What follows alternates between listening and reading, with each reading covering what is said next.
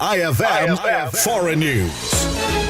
Hinatulan ng 17 taong pagkakakulong ang dating alkalde ng Taipei na si Ko Wen-je matapos mapatunayang nagkasala sa pagtanggap ng suhol at maling paggamit ng pondo sa politika.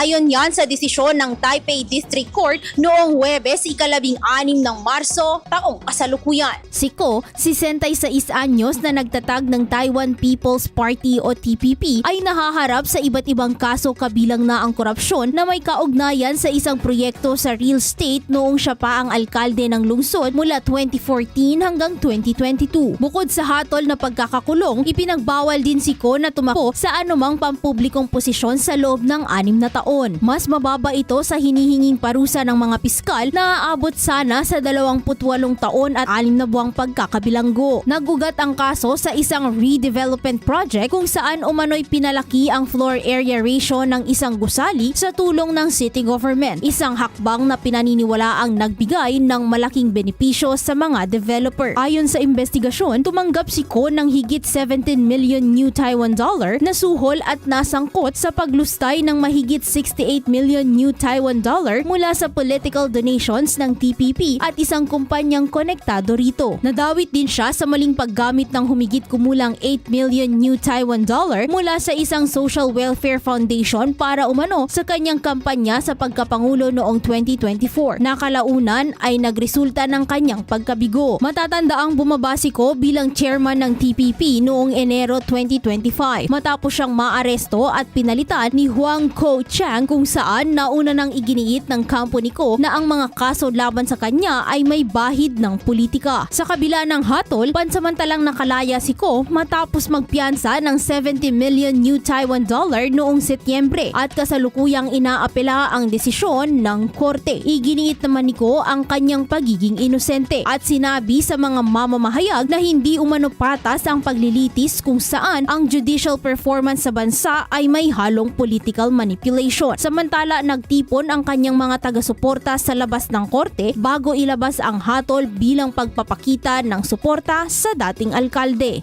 Para sa IFM Foreign News, ako si Idol Zarina Franco, Idol! IFM News.